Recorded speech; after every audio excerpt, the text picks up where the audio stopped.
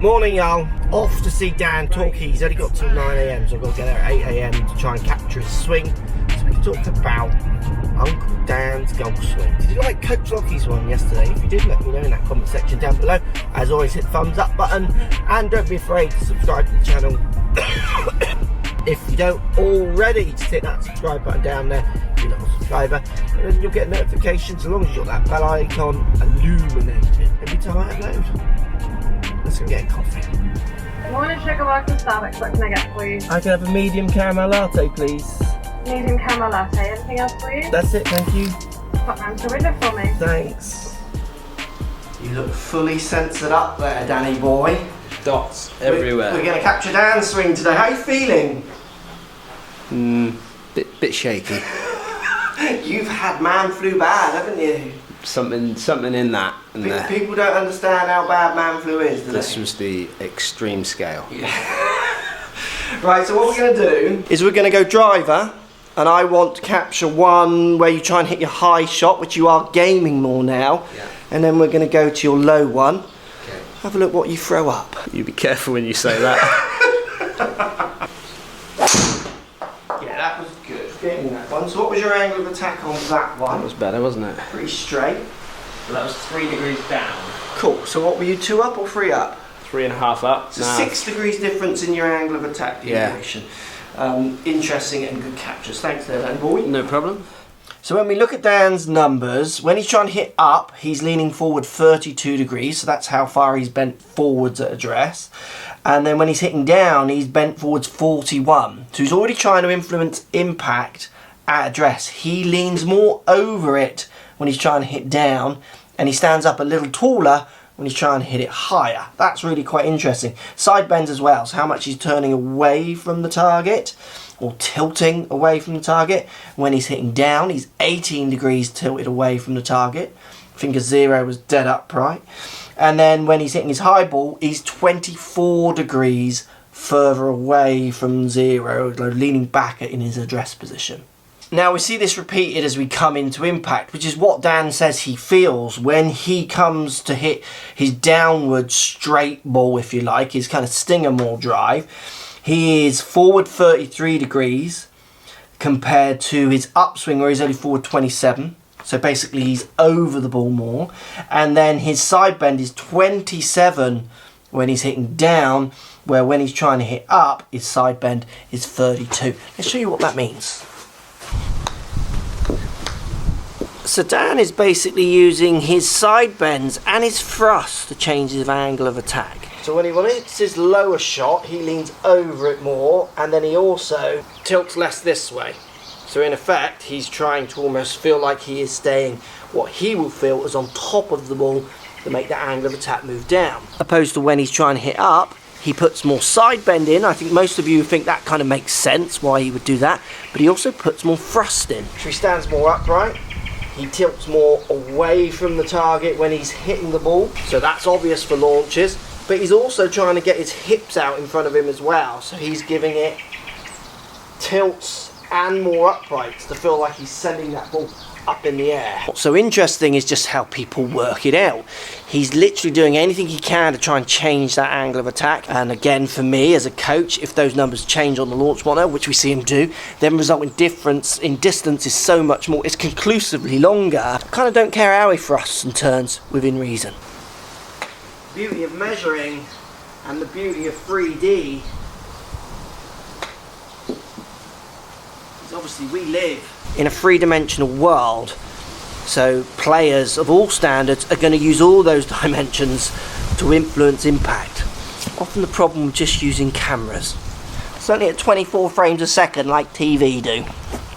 Let's take a look at Dan's wrist angles next, because they're interesting too. Because Dan uses his wrists in an interesting way, and in a way that for me makes me see why he can be really consistent and all of a sudden he gets a massive block. Like, that's the shot that really plagues him, because he is uber consistent and a really strong player, as you can see in the videos, but all of a sudden he'll just block one 50 yards right. You know, it's quite out of character. Now if we look at his wrist angles, we start to see a little bit why. So at the top of his backswing, Dan has a lot of radial, so that means he's really hinging his wrist up this way as much as he can, and he's extended. So he's not flat with his left wrist, he's extending that left wrist. So no problems there, but that's just how he's using his wrist. Then as Dan comes down, he keeps his wrist hinge in there, so he keeps this angle in for lots of the downswing. And then when he gets the club parallel to the ground, he actually gets it into flexion. So he's quite late getting it into a little bit of flexion, in my opinion. And then when he comes in to hit the ball, he's then back in extension. He's also then on the way down, when he's club parallel to the ground, he is still 14-degree radial. So if you think of someone like Matt from yesterday, not that he's massively consistent, he can also block it, so, but just to give you an idea, he's in ulnar at the top of his backswing, not radial. I was in radial, and then as soon as I start down, I start getting into ulnar as quick as I can. So basically I'm flat left wristed, trying to get into ulnar so I can then just basically turn through. I'm setting the club face almost as early as possible so I can then just rotate through. Dan has to recover quite a lot of radial, so he's 14 degrees bent up, but when he hits the ball he's getting into 14 degrees bent down. That's at club last parallel, split seconds before he gets anywhere near the ball. Also he's using extension to flexion and back to extension quite a lot, in my opinion. I like to see, but again, this is something you would test with him, but we could, you know, just to give you an idea, if he is going to extend on the way back, I would like to see him get closer to getting into hardly any extension on the way down, almost zeroing out the feeling of lead arm to wrist and then just keeping that into the ball, rather than going extension, keeping extension, then taking that out, then putting it back in. When I look at Dan's wrist angles, I can kind of see why the odd block comes in there. He's very skilled at controlling it, but I think in his wrist angles lays the kind of fix, possibly, to almost getting, or at least certainly reducing the amount that block plagues him, certainly with the driver.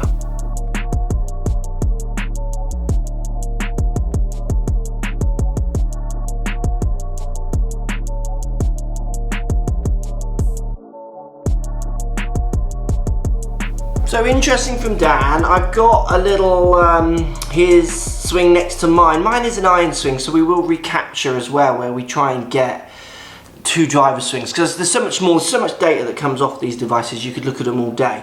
But really interesting for Dan, what I've always wanted to know is why he looks like he has this big chase on the way through, because if you watch Dan's swing, you see this kind of chase with his upper body on the follow through. So whenever I look at his slow-mos, he looks quite flipped up and forwards, then he carries on and has this little kind of chase follow through.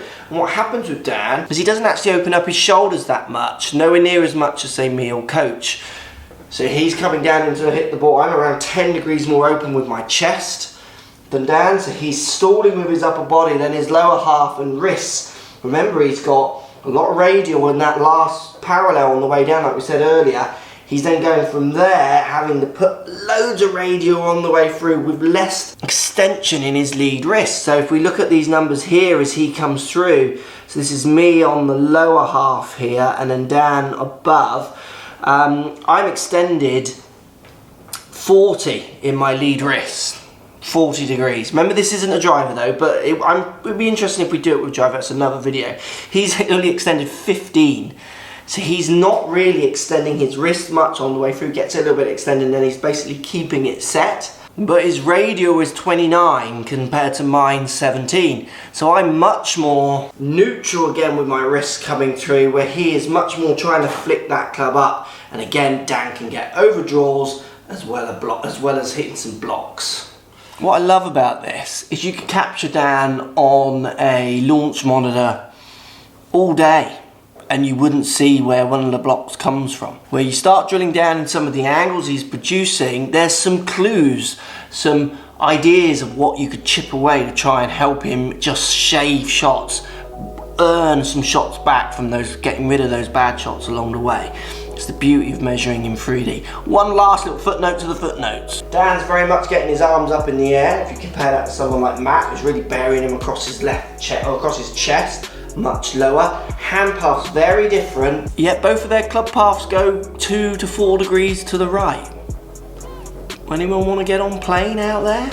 have a great weekend, everybody. See you on Monday. Yes, I am about Monday. Dan is going to be better next week, so we'll get more filming going a little bit more with Dan as well. Have a great weekend. I hope the wind calms down and you all get out to play in the UK. See you soon.